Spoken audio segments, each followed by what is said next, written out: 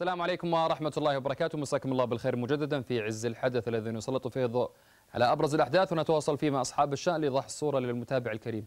سريعا، الهلال يخوض دور الذهاب في أو مباراة الذهاب في دور 16 في بطولة دوري أبطال آسيا أمام استقلال خوزستان الإيراني في عمان. اليوم الحديث كثيرة عن تذاكر غير مطبوعة، أخبار عن انسحاب الفريق الإيراني، موقف غامض للإدارة الهلالية حول هذا الموضوع. سريعا لنضع المشجع الهلالي في قلب الحدث، معي رئيس مجلس جمهور الهلال في عمان الأخ قيس باعمر. مساء الخير أخوي قيس.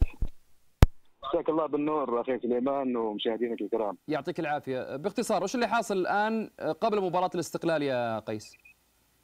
والله ما في شيء إلى الآن، تنظيم جاهز على تم الاستعداد كمجلس وكجمهور، على تم الاستعداد. عندنا بعض الإشكاليات في التذاكر وغلاء السعر واستغلال شعبية الهلال في عمان خاصة من الجانب الإيراني، وهذا الشيء متكرر ومتعارف عليه. التذاكر سعرها غالي، العفو قيس، هذا المقصود؟ أو أنها طبعت وما وزعت؟ أنا شخصيا تواصلت مع المسؤول الخاص اللي تبع التذاكر. مبدئيا جلست معه من 40 ريال سعودي إلى 50 ريال سعودي. حول هذه الإشكالية حاولنا نتكلم مع نائب الرئيس عبد الرحمن النمر، تواصلنا معه شخصيا وكان في تجاوب منه. الى الان ننتظر منه الرد، الى الان ما في رد. يعني انتم وصلتوا هذه الفكره للاداره الهلاليه بان هناك تذاكر طبعت ولم توزع، او تذاكر اصلا ما طبعت الى الان؟ التذاكر طبعت وموجوده.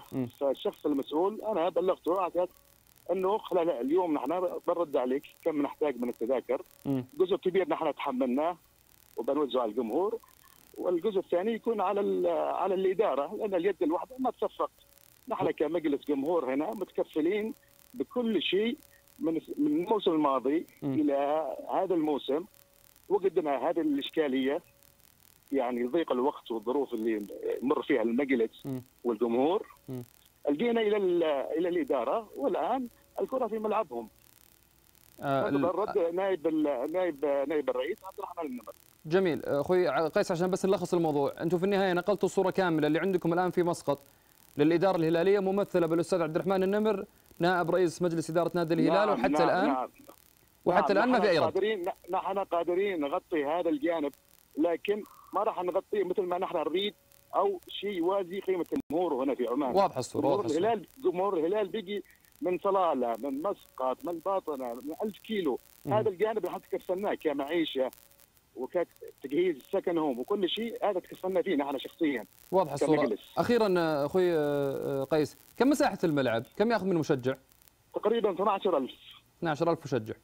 طيب يعطيك العافيه. هذا واحد. اثنين، شكرا جزيلا لوقوفكم دائما مع الفرق السعوديه في محافلها الدوليه. اكبر تشريف لنا، يعني شكرا جزيلا. نخدم الهلال، هذا اقل واجب لنا. يعطيك العافيه اخوي.